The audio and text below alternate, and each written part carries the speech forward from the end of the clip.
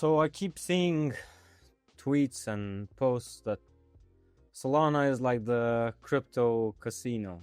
Yeah, the big casino. Yeah, and like in so many ways I tend to agree with it. But there's a key distinction there, because at least in a casino, like the fact that you're going to lose money is laid out in front of you. Like you know that the house always wins.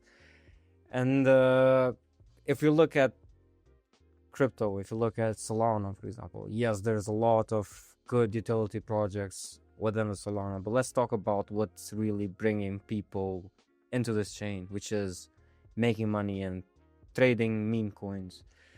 And isn't like these meme coins, don't they kind of look like casinos, like 101? Because you're investing with this voice on the back of your head that's saying, hey, you're going to lose money, and you're like, no, I won't. Fuck it, let's give it a try. You know, you spend a wheel, maybe you get 100x, maybe you get 2x, who knows? But unless you're someone who's got like real connections, unless you're someone who's been in the space for like years and years and know how to approach every single launch, it kind of feels like a losing game. Yeah, so may I like say my take on this? You may. Thank you, sir. So I don't think it's Solana. I don't think Solana is the big casino. I think it's the fastest casino at the moment, right?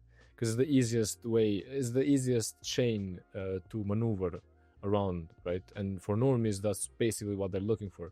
But I think crypto has been a casino since the early days for people who joined it to like profit from it, right? Yeah. In every industry, I think if you're early, you're always going to make money if the project that you invest in is good. And that's not only in like investments such as crypto and stocks and whatever.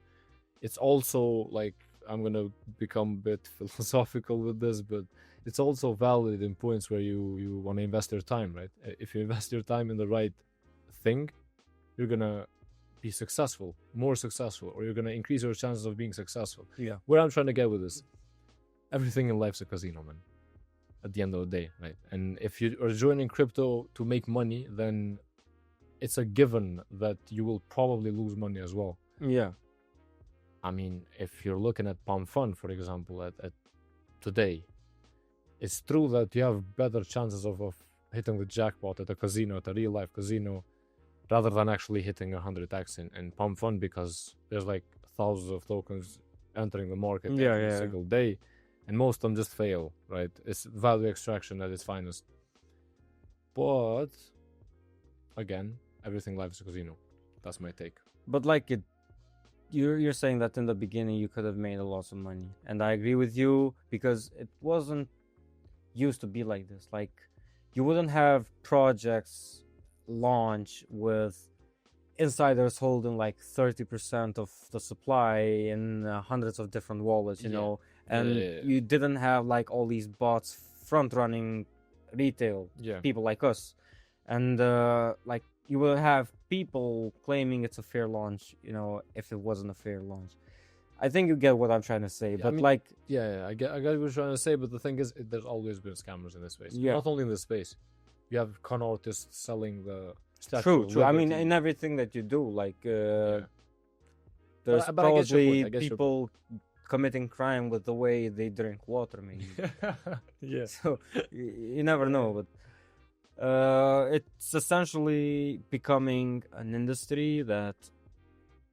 unless you really know what you're doing, especially in the DeFi sector, then you're bound to lose money. I mean, that's just my opinion. There's bigger fish than people like us, for example. Huge like fish. And speaking of fish, by the way, and speaking of DeFi, well, we do have a special guest today. And that's Mori, or the founder of DeFi Tuna, which is a DeFi protocol in Solana, based in Solana, and he will be walking us through what they do and like giving his perspective on stuff like where we're currently at with DeFi and the market in general. We gotta ask him about the casino situation. Yeah, for sure. Because it's a sticky one.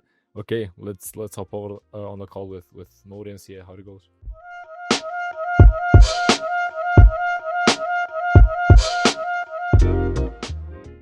Hello, Modi. How's it going? How's your day been so far? Good. Just traveling a little bit, but other than that, all good. You guys good? Yep, doing perfect. So, I mean, just to break the ice first, like, how's the market treating you, man? Because it's been going sideways for a couple months now. Well, actually, very well. There's a lot of good farming opportunities, specifically on Fartcoin, some of the other pairs. And I'm just waiting on like 2 long-term positions. So nothing aggressive, thankfully. And you guys at DeFi Tuna have been building for quite some time now. So could you like briefly walk us through what's currently going on, like behind the scenes, what you guys have been working on recently, and what can the community like expect in the coming weeks? Because as we know, summer tends to be less favorable for traders, for example. So what could the DeFi Tuna community expect? Actually, your last point regarding seasonalities, I only heard that from 2 market makers a week ago when we were discussing something. I never really realized. They say, summertime investors go for a break or whatever, and usually the market doesn't perform so well. So that's interesting. We've been working on just improving our whole user experience. So if you open up DeFi Tuna, you'll see all sorts of great stuff. For those who don't know, we provide leverage for liquidity providers. Very simple. If you want to provide liquidity on Orca, if you do it on DeFi Tuna, you can do up to 5 times your normal position size. You can short, long, there's active P&L, all sorts of cool tooling. More recently, however, we're going to be releasing our own AMM. So this is actually a big deal. Maybe I can touch up on that a little bit. Yeah. Yeah, for sure. I mean, walk us through. Yeah, if currently you're a liquidity provider on any of the 3 famous AMMs, and more recently a 4th one that's up and coming by Bybit, I'm sure you guys saw it. Buy real is what they call it. All right. The Bybit's new DEX play. Did you guys see the news today? I haven't seen that, but I mean, all the centralized exchanges are trying to get into like this DeFi space, So actually, a little bit of backstory. Well, actually, maybe we can cover it later, but it makes a lot of sense. So, if you want a Binance listing these days, what Binance tell you is, you want a spot listing, then do volumes on our DEX. Yeah. And actually, it's on BNB chain. Yeah. So everyone does the volume there, and then they get a potential listing on Binance, provided that the terms that you go through. I guess Bybit is going to be similar to that. Maybe they'll do their DEX. If you do volumes on their DEX, they'll list you, so that can actually be very, very, very interesting. But Bybit is releasing a CLMM. Orca has a CLMM, and Radium has a CLMM, and there's one more, Meteora. It's a DLMM. All 4 AMMs, they don't have limit orders. All right, so if you want to put a sell or a buy at a certain price, there's no way of doing that. Yeah. We built our own AMM. It has built-in limit orders, all fully on chain. It coincides with concentrated liquidity. So if you're providing liquidity at a certain price, I can also put limit orders on that price. Price will never go lower than your bid or higher than your ask without it fulfilling your liquidity. It's actually a very, very big step forward for DeFi. Does that make sense regarding the it's AMM? like perfect, because I'm not personally, I'm not that much of a technical guy. I know the terms and everything, but like you're explaining it to me like I'm just a normie here, like I'm learning something new right now. Yeah, I'm just glad that I'm able to just explain it simply. So, think about it this way: if there's a new meme coin that comes out, Yeah. you bought it, right? Bought it means you just swapped. You swapped into that meme coin, and your target is 2x. How do you put a sale 2x the price?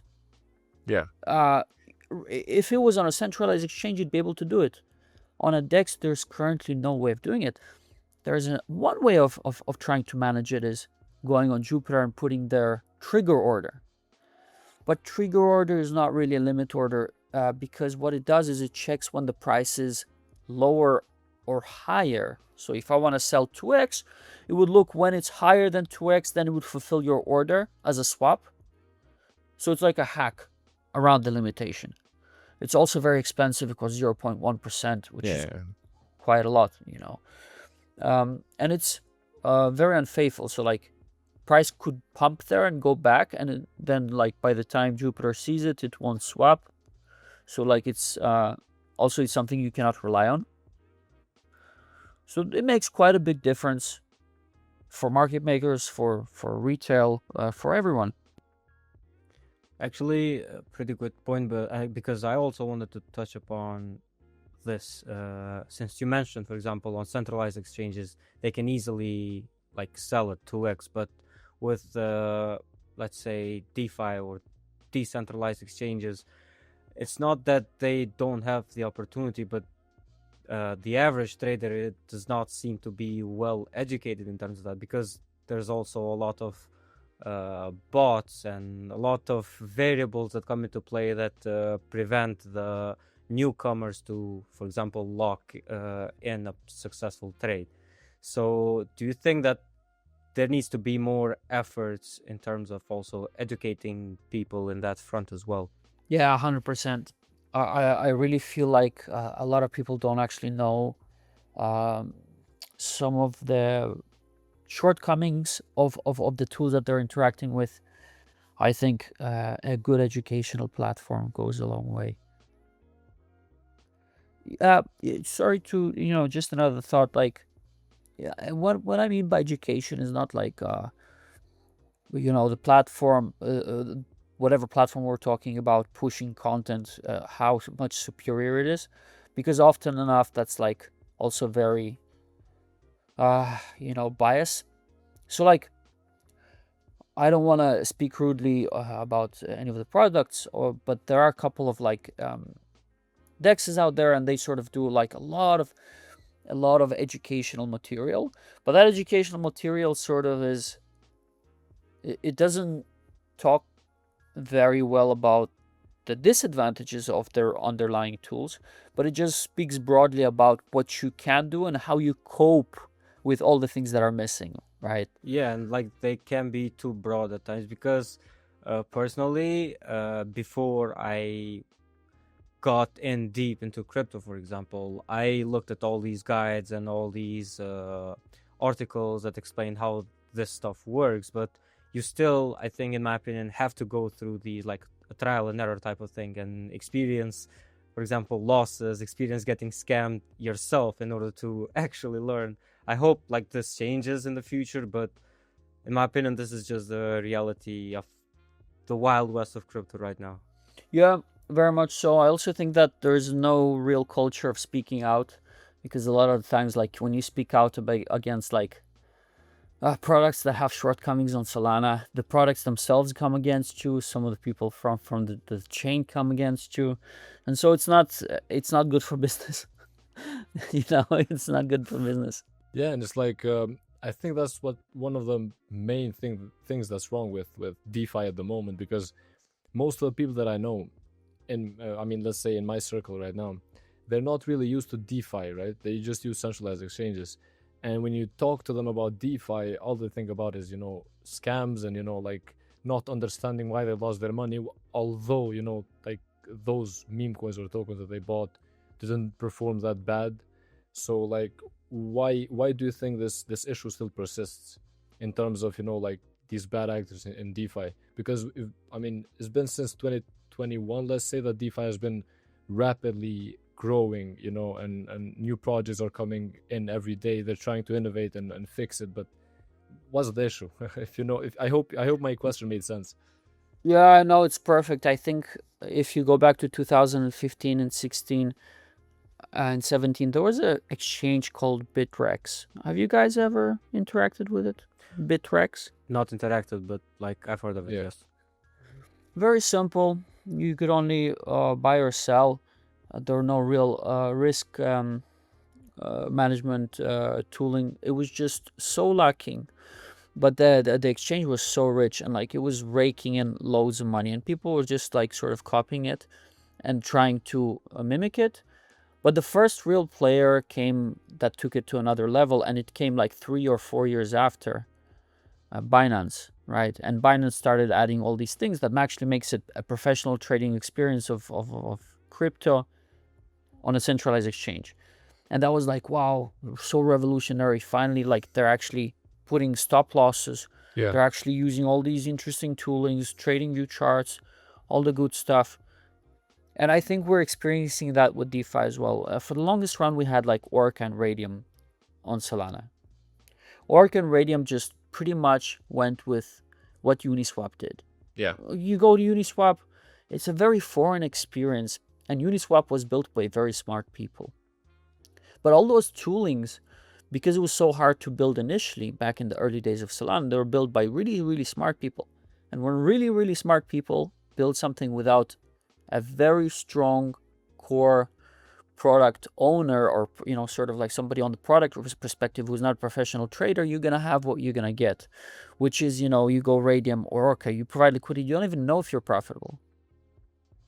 Yield does not mean that you're profitable. Yield just means that you generated tokens for people swapping into you. But like you could be negative P&L while you generated yield. Like I can be providing liquidity on Solana can be dropping in price. If I see that I made yield, that doesn't mean that I didn't lose money, right? That means that I just generated yield. And there's just so many of those aspects. And I think that it's going to change. I think that we brought a lot of change already. We're the first ones to ever show you P&L. Now, Orca is talking about adding a P&L. I'm sure Radium will get there as well, because suddenly you can't be without a P&L, right? Limit orders. We're going to be the first ones to have an AMM limit orders. Like you can actually go on Solana and put a buy order if you think you're bearish, but you think it's going to bounce at $130. You can buy it. You can put a buy order, and it will sit on that.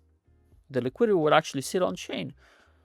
And it's reliable. It's real liquidity, and like users will see, okay, well, they'll flock. They'll say, okay, well, Fusion MM has limit orders, they have P&L, they have all the good stuff. The other ones don't, so like we'll use it. And then the competition will come and they'll look at it and they'll try to build in and innovate. And I guess that's sort of like the place where we're at. Like I think I always use the analogy of like how Binance came in and started putting all these concepts that already existed. So that's the way I look at it. Like we're just at that phase where Solana has just become much, much easier to build on top of. And you have real competition coming in.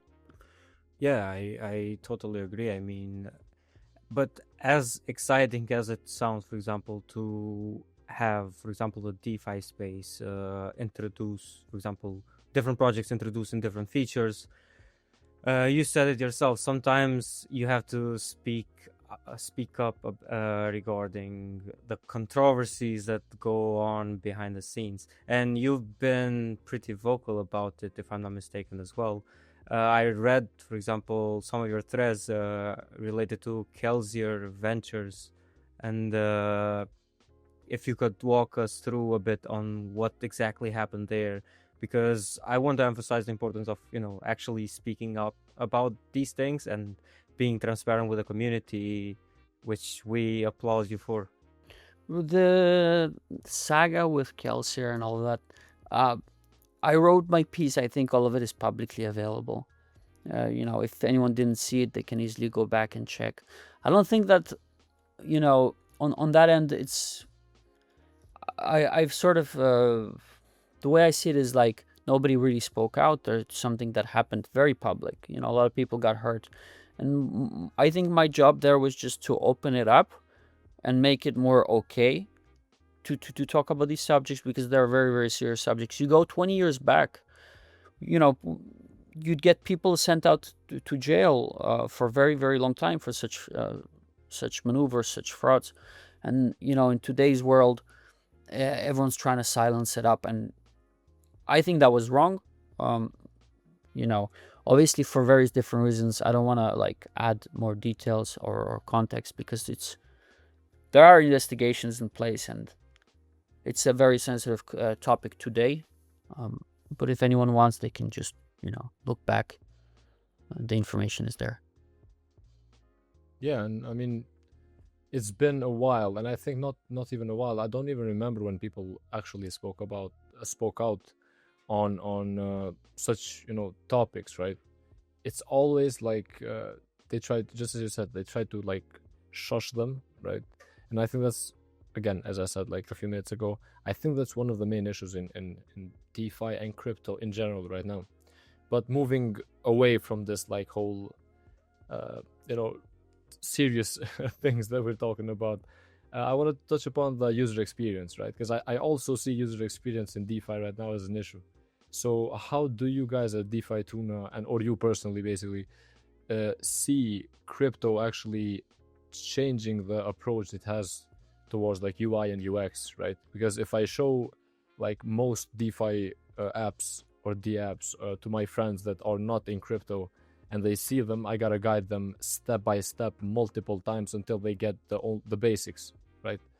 And there's lots of content out there explaining and having these guides, but it's still not enough, because if the UI is not there to be self-explanatory, right, to be easy to use, then what good do the guys do, if you know what I mean again?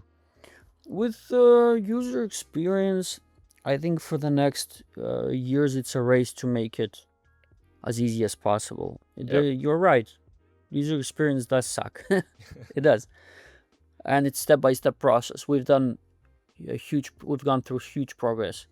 But even explaining to a guy, you need to open a wallet, and actually you're the guy who's responsible for your money, because if you lose your keys, you have no access to your wallet.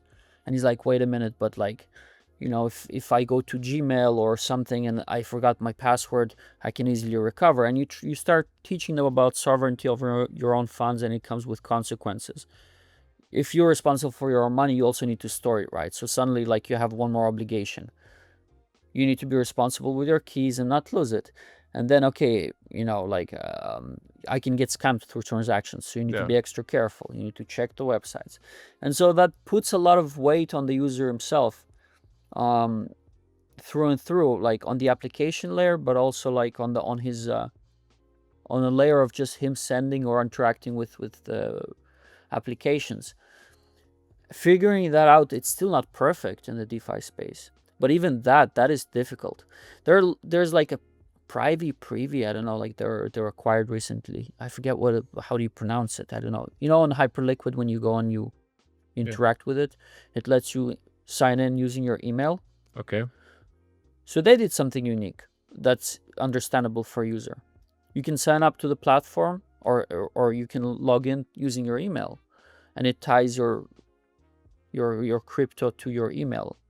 I don't know if you can recover your access to an email or not, but that's an interesting thing. Now suddenly you can use your email to log into your DeFi applications. So that's a good step forward. Sorry. May I just, just a short question to tie into this. Do you think that's good? So you said it's good, it's a good step forward. Does that imply that there's no more the people are not, they're doxed basically? You can link the email to the wallet address, and then that wallet address is no longer anonymous, right? Depends how they keep the encryption. So there's a way in-house. There's a way to keep it as anonymous as possible, right? You trust the company that they do keep it anonymously. So it's like Apple, right? You give all your credentials, your face, your fingerprint. You literally give your cards to Apple. Yeah. Just thought if they could is there a way to keep it totally anonymous? Maybe through zkTLS. I don't want to go into the technical stuff, right? Because I really don't understand Zgate TLS that much, but still, I just was thinking if there would be a way. But yeah, Look, the more control you give a person, the more difficult the user experience becomes in general, because you're giving responsibility. If I give you, I don't know, like if I give you $1,000, like credit, but I'm the guy who's storing it. All you have to worry about is how to spend it. Yeah. But if suddenly like that $1,000 you're responsible for also gatekeeping it, it's a different story altogether. Yep. Same here.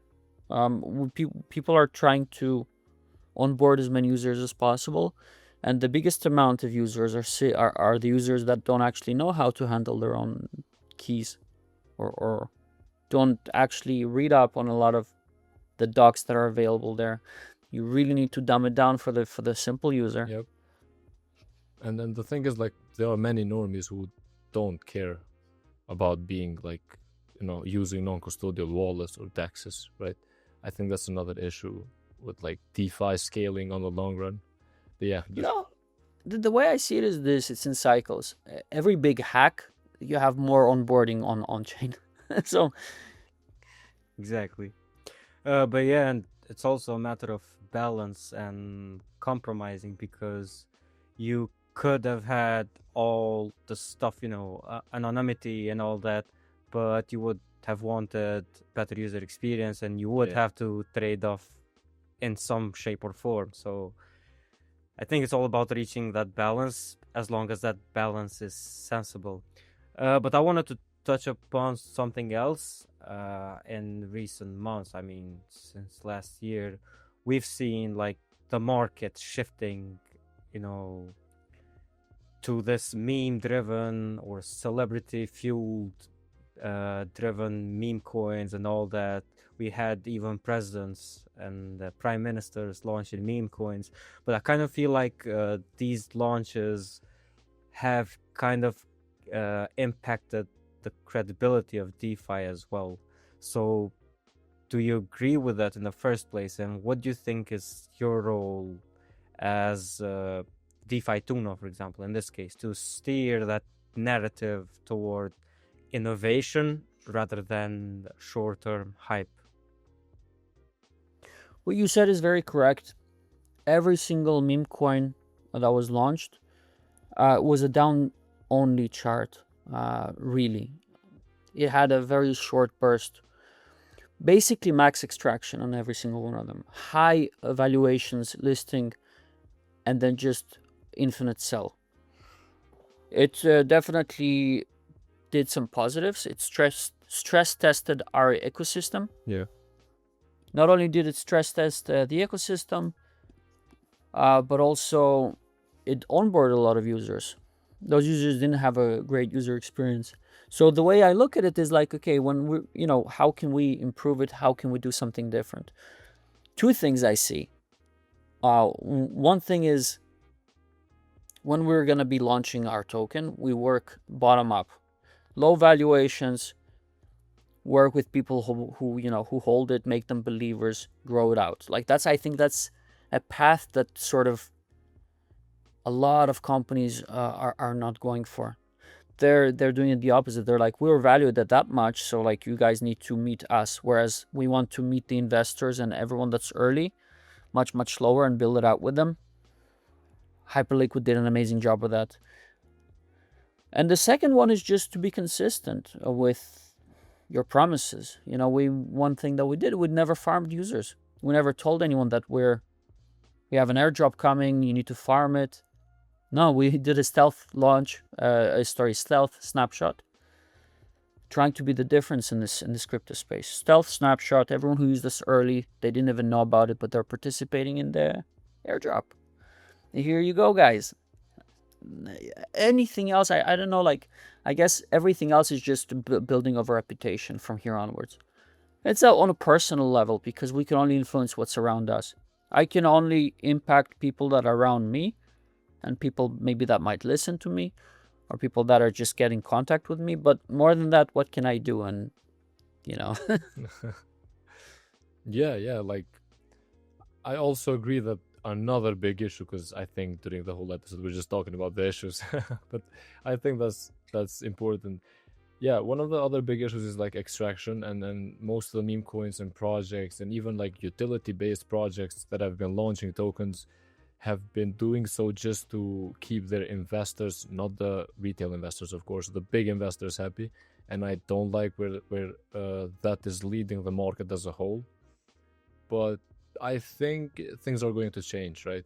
They should, because this doesn't perform well in the long run. I mean, you can have value extraction for a short period of time, let's say a few years, and then you don't have any more new users running crypto because they know what's going on, or they lost money when they first entered. So yeah, I think it's probably going to change in the long run. Yeah, you know, one method that's dying is governance tokens. At this stage, it's very easy to predict if a governance token went out at certain valuations. You can almost certainly just short it at certain valuations. There are so many great protocols I absolutely love, and then they release a governance token, and that gives me nothing. And I look at it, I'm like, what the hell did I just like witness? And you know it, and you preach it to your friends, and then your friends see it slowly, and they start recognize it, and then that creates like a certain things that we avoid as a community, and we gravitate towards something that is better. And it works in cycles. Airdrop farming, that's died out because most times it's used as extortion, a tool of extortion. Extracts attention. A lot of that is very deceptive. People are just tired of that. Jupiter did an amazing job of the airdrop. Largely silent. Anyone who used it, the first wave was just incredible. They never really advertised it. They were just, you know what, we're gonna bless everyone who used this early. Mega successful. Yeah, it takes one bad execution to ruin it for everyone, right? I remember like all those airdrops going live like early 2024, and me hoping I would finally retire myself in my 20s, and in the end, in most of them, I got the short end of the stick, and every time I hear the word airdrop, I have like some kind of a dizzy feeling. I want to vomit, basically. But yeah, I fully agree with you. But now, I mean, we've talked a lot about DeFi. One thing we haven't talked about, which I think you will also like, is Caveman Club. Talk to us about it. No way. Crypto Caveman Club. We're the second 3D NFT on Solana. Wow, 2021, I think. We made a game studio, opened that up, built a game. The issue is we only raised the amount that we needed to raise, while every other game raised in the multi-million Star Atlas, hundreds of millions. And when the bear market hit and we went out to raise more, the investors weren't there. Yeah. It was the biggest DeFi bear market I've ever seen. Everyone was investing in AI. If you tell them, hey, DeFi, you would never get a check. Not a single person will give you a check for DeFi. In fact, everyone thought DeFi was dead. Today, the only NFTs that are alive, you can count them on your hand, probably. And those are probably the ones that raised really well. Right? So Caveman it was an NFT game that we built back in the day. It cost us around 800,000 to sustain a team yearly, and we were super efficient. My goodness, we were one of the most efficient game studios that I've seen. And we talked with Star Atlas, we talked with some other ones, and we did like amazing for the budget. And when it came to publishing it, and we needed a few more months, we just ran out. Yeah. I financed it out of my pocket, and so did my brother, who was the CTO. And then we just personally put ourselves too much in risk, and we're like, okay, well, we can't continue doing it, so what are we gonna do next? Now he's sort of running it for free, sort of building on his own free time, just to try to bring it to completion, because it is in a very, very good state. But other than that, it's just waiting for finances. That's all it is. Finances, and then they're like rejuvenation of the team to come back there. It's a very hard story because it had so much potential. Yeah, and we did a lot of stuff, the cool stuff. In that journey, we helped. You guys know Elixir Gaming? I think Elixir I've Gaming? heard about it. It's like a Steam launcher, game launcher. You know the way in Steam, if you get your game on, like they plug you into their Steam wallet. Yeah. You have also all the microtransactions going for you. They have the whole ecosystem sorted out for you. So we actually helped them build a lot of their stuff in the process of building Cave World and trying to integrate into Elixir. Ran a few tournaments together for the community. But yeah, that's the history of Caveman. Yeah, like, since we were talking about gaming, what do you think of like Web3 gaming? Because I think it's inevitable, right? I've talked to many people about this, even developers, but I've gotten like so many mixed reactions, right? Because they keep saying the traditional gaming companies don't want to integrate blockchain and crypto and Web3 basically to their games because it just cuts down on their earnings. But what if we get, just as you said, I mean, your own game, right? What if you one day in the near future you push that out and then you keep pushing that? Do you think that Web3 gaming has an actual future? Because as a gamer, I'm excited, but what about you as a founder? I think it's twofold problem. One of them, maybe three. One of them is very real. On Apple Store, it was impossible to get a NFT game without sharing, I think, 30% with Apple on like the microtransaction side or something ridiculous, and they didn't even know how to handle it because they saw like a transaction as every transaction as sort of like means of payment, regulation framework. So like, what do you do? Okay, so like, how is that regulated? Can everybody plug in their wallet and use your game and like, okay, with their crypto transactions? So like, what is that there? Is it like micropayments? So like, how do you regulate that? But also the third one is more real. The amount of people that know how to combine the two worlds is not many. You know, Danny, you know, our CTO, he was the first one to connect. Do you guys know Unreal Engine? Yeah. So you use blueprints there to, you know blueprints. You guys ever use Unreal Engine? Never used it, but I see, like, I try to get into it, but just not for me. I mean, so you use blueprints to program a lot of the Okay, logic yeah. in Unreal Engine. Blueprint basically is like, it's a very easy way of connecting like all sorts of in-game actions. And like, he was the first ones to connect the blockchain to the blueprints of Unreal Engine, right? And the first one in the world. Before that, it was impossible to interact Unreal Engine with a blockchain, and suddenly you can. How many developers could probably figure that out or be the first ones to figure that out? Like, very little, because, you know, Solana isn't big. And outside of Solana, who'd be able to build that? Nobody, right? Real technical limitation. You know, it's, as you said, Atis, maybe not now, but it will take that one game to come out and build a lot of tooling around it if they become very rich and flood everyone else in. But that one game studio will just have to be, you know, very, very freaking good and very well funded. That's the way I see it. I think you're a Dota player, right? Yeah, top 2000. Yeah, I saw that tweet. So I wanted to ask you, do you think like the likes of Dota or League of Legends or games of that sort will ever integrate crypto in any shape or form? And do you think it will be successful?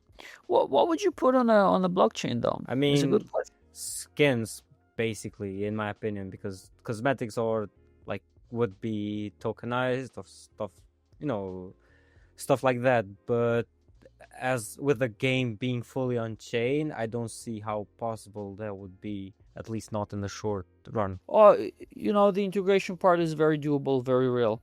But here's the question. If you go that route, you have to kiss goodbye to Steam. Steam is the biggest distributor right now. If you're without Steam and you have no insane hype, and I mean insane hype from gamers, you're pretty much a nobody.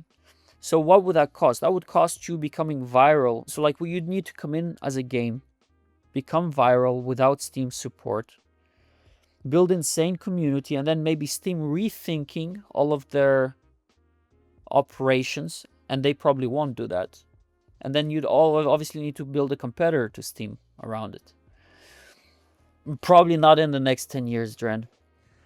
Yeah, I mean, I agree with you, but at the same time, when you think about it, the same could be said for banks. You know, if we use the same like logic, no one would have thought that banks would be integrating crypto. For example, you have the likes of J.P. Morgan or Standard Chartered, you know, big banks trying to integrate blockchain and cryptocurrencies because they know that at this point it's inevitable. So you never know. I mean, But that's exactly what I said. 10 years, because it took crypto around, what is it? 2008 or when was it? 2010, the first exchange, and then like the volume was very minuscule. The next exchange that was very big was Mt. Gox. After that, Bitrex. After that, Binance. And then Binance, when it launched, it wasn't that significant either. It was a long road, over 10 years. And so that's why I said 10 years as well. NFTs are very young, right? So give it another 10 years, maybe then. It needs to marinate. People like us, they're very much open towards it. This generation is.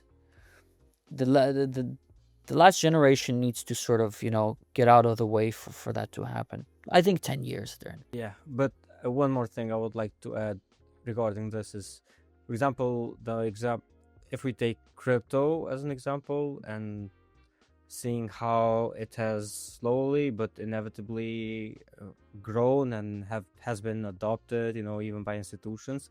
Regarding NFTs, I just think that as a subcategory of crypto, it has regressed, and it's even more difficult, for example, for NFTs as a technology to make a comeback in the first place and talk about, replacing traditional technologies regarding, for example, gaming in this question. But I mean, I get your point. It just needs one anomaly, one really passionate game studio to do it, and then the narrative will play out and everyone will go where the money is always. Do you guys play Dota? We play League. We play League of Legends. Sorry. Somewhere inside of me I melted.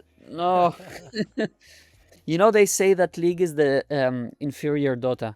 I mean, in a technical level, yes, it's easier, way easier. But come on, man, the graphics are like much more eye-pleasing, if I may say.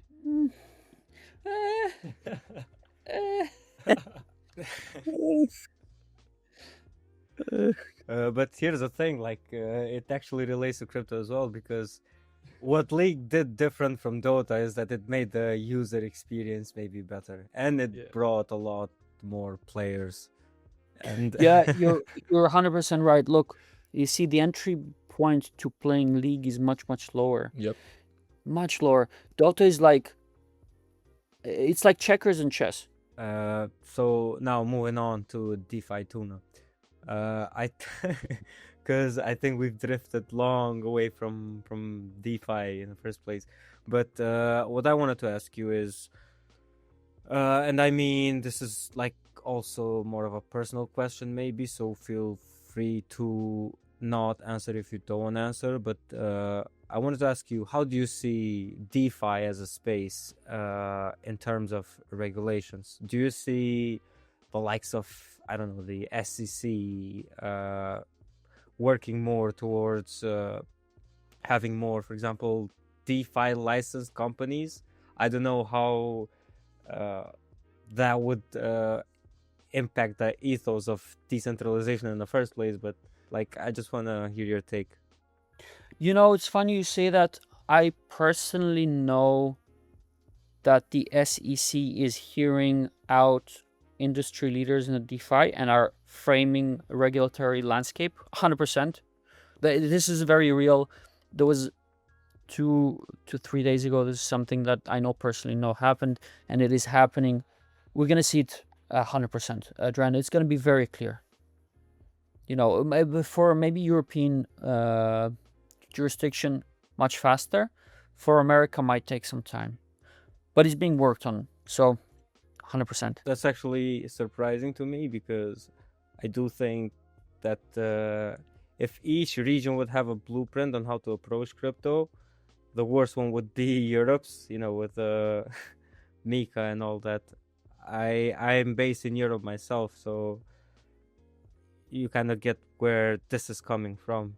For example, it's made it impossible for startups to even start, but I mean, it will be exciting, but at the same time, when you think of all the other technologies that we've seen proliferation in recent years, especially with AI, I think like these regulations will come in bundles, like one document will try to regulate both AI and DeFi and everything, because we're moving on a very fast pace at the moment. So, but yeah, it's going to be exciting for people who make content to see what's going to happen. Yeah, and it also threatens a lot of business. So the 2 steps back will always be once the businesses are threatened. Yeah, so like I just wanted to ask you, like, why do you think Europe will regulate like DeFi much faster than the US? Because I'm always gonna be a big believer that when it comes to regulations, although the US can be a bit strict sometimes, they figured it out better and faster, also in terms of new markets and innovations, right? So I mean, because they're more open to it, and Europe, as Dan said, I mean, with the Mika regulations and everything. The exact specifics. So I know for a fact it's going to be faster because of the instructions that we've received. We're working with a Swiss company that's been listing in Nasdaq companies for the last 20 years. More recently, they've listed a lot of gold mines. They're now selling a cobalt mine to China for huge amounts of money, really, really crazy amounts. And we've actually been looking towards getting them to list on DeFi, what that would mean. So if you have a company that actually is listed on Nasdaq and you're trying to put it on chain, as soon as you do, you're gonna get into serious trouble. Yeah, delisting, maybe even some attack. So like it's a difficult one. Yeah. And the sort of the information that we received was sort of like, it needs to go through Europe. Specifically why, I don't actually know. I can't check, but I don't actually know. But all it requires is just an issuer to issue tokens proportionate to the stock that they hold. If you hold like 90% of the stock, and you issue 1-to-1 redemption of that stock. So they deploy the tokens that are proportionate to the stock that they own, right? And then like it can trade between whoever wants how many times they want. Suddenly, like at least you end up with those stocks and you want to redeem it. You go to the issuer, you give your KYC, KYB, you do the entire thing. That's sort of how it will work most likely. And how it'll happen is probably maybe on a permissioned layer. So that means either the platform requires KYC. So it's a DeFi platform, just like any DeFi platform, but you need to KYC there to trade, or it's between when you just want to redeem it, so you KYC with whoever's issued tokens. Either there or there. Obviously, the more preferred one is with the issuer. You always want to have full access on the DeFi end. I'm here in the crypto space because of that. The beauty of crypto. There was a war in Ukraine and Russia. Yeah. Everyone who had their assets in any of the banks in Ukraine or Russia, they were frozen. You couldn't leave the country. But if you have crypto, you have a choice. You can either stay or leave, and no one's holding your funds. That's a beautiful thing, I think. And that's why I'm here, and I'm not here for the KYC layer. I'm here for the permissionless layer that I think is wonderful. Okay, so like we've gone from DeFi to regulations to League of Legends and Dota to NFT project, metaverse, Web3 gaming, everything. Like we just want to hear from you, like if you want to share that with us, like what's the alpha for now? Because the market is, I think it's oversaturated in the sense of projects and everything. So in your opinion, from your perspective, what's the alpha? I'm completely biased, but I think, our project is the alpha, the one. Fusion AMM really is a groundbreaking technology. But also, we are releasing a token, July, full revenue share. We made more than $1 million in revenue the last few months, and Perfect. it's only been growing. What we want to do is anyone who owns the token can stake their token, Tuna token, into a pool. The entire revenue from our AMM to Fusion AMM to DeFi Tuna, all of the revenue gets thrown in there. If you hold 50% of the tokens in that pool, 50% of the entire revenue is yours. Okay. 30%, the entire revenue is yours. So I think that's a really exciting model. It doesn't exist right now. Nobody's doing it. Yeah. And, we are bringing revolutionary standards, I think, in the DeFi space. That's exciting. When could you have had such a revenue share model on a DEX that you like? Buyback and burn is not really going into your pocket. With buyback and burn, like, the issue here is that the tokens can be manipulated. So like the price can be pumped prior to the buyback. The buyback happens, somebody then dumps it to the same level. Have you received an appreciation in your value? No, you didn't. Right? So this is fresh. Outside of our own, my soft chill and our own project, I think Bybit, their DEX is very interesting. What are they going to do with the listing? I'm sure that they're going to be trying to incentivize successful projects who are doing a lot of volume can get also free listing on Bybit official, maybe. That's very interesting to watch out for. Guys, a DEX is a moneymaker. Like the actual, whoever runs those DEXs, they just make so much revenue, especially successful, good, well-run DEX. Other than that, NFTs, I'm still bearish overall. Yeah. Gaming, very difficult to invest in and do anything there. Yeah, and like when you think about it, there's a lot of good technologies and projects that we can be excited about, like Deepin or RWA, even AI, even though if you go to Pump Fund, like 90% of tokens will have some sort of AI chatbot and claim to be like the next big AI thing. But like overall, there's a lot of stuff to be excited about. And given that we're approaching the end of this episode, I really want to wish you good luck with the launch of the token that you have in July. And we will for sure stay updated ourselves regarding about it. And we want to thank you once again for allocating time to join us today, and you've given us tons of insightful comments, and it's been a good discussion, I think. Really appreciate you guys having me here. It was nice. And thank you for the good luck. We'll need loads of it. We have a lot of work ahead of us. Yeah. Anywhere I can help you guys, let me know, and if we can also do it again in the future after the token launch, I'm more than happy to. For sure. Well, thank you, Mori. It was a pleasure. Have a wonderful day. Yeah, that was amazing. Thank you, Mori, again, if you're watching this.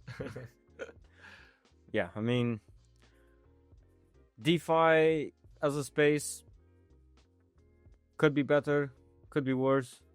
No, I mean, yeah, I do agree with you, but I still believe that DeFi has been doing really well if we're looking at like how liquidity moves around. I mean, we have like chain agnostic protocols right now. You have omni-chain protocols. You have bridges. You have everything's working in a really like clean manner, other than like the bad actors that come with it, right? And I think these bad actors are one of the main reasons why like we don't have new people and new liquidity coming in, especially in DeFi. Because Binance, let's say Binance, okay, is a centralized exchange and they do comply, and it's easier to get onboarded, but it's not truly crypto, is it? Yeah. I mean, the one thing that it got me really excited about was the fact that we're gonna be having DeFi protocol, DeFi companies. Excuse me. DeFi companies being like regulated. So that was to me the highlight of this interview as well, because I really want to see like how I know that a handful of DeFi related companies already have, for example, VASP licenses in different regions. Yeah. But we're yet to see like fully regulated markets, in DeFi specifically. So, but besides that, a lot of different things as well to be excited about, like a means of making money for newbies, means of not losing money in our case. Let's focus on not losing money right now. I think the majority of people in crypto at the moment, even though we're in a bull cycle, I think most of them are losing money. I mean, at least like, let's say from 100 people I know, 90 of them are losing money and have been losing money, and their wallets have been bleeding out. Yeah. But that's because most of them are like spot, not even traders, right? They're holders, and they're not. This cycle is not anywhere near the cycle we had in 2021, right? It's completely different. But yeah, back to DeFi, I think it's moving on really well. I just think, again, user experience it could get better. It must get better if we're really trying to do this mass adoption thing, and if we're not trying to centralize all of crypto, right? Because like you have the institutions coming in. I have nothing against institutions, but isn't the whole point of crypto and DeFi to be like an alternative to the current institutions that we have in place? But yeah, again, I just want to let's just wrap it up. I mean, we can sit here and talk for another hour, but we've basically covered everything. Can we though? We can, trust me, bro. I gotta go to the toilet though. That's a topic for we have to wrap it up, guys. We love you and thank you for following us and being part of this podcast. Have a good day.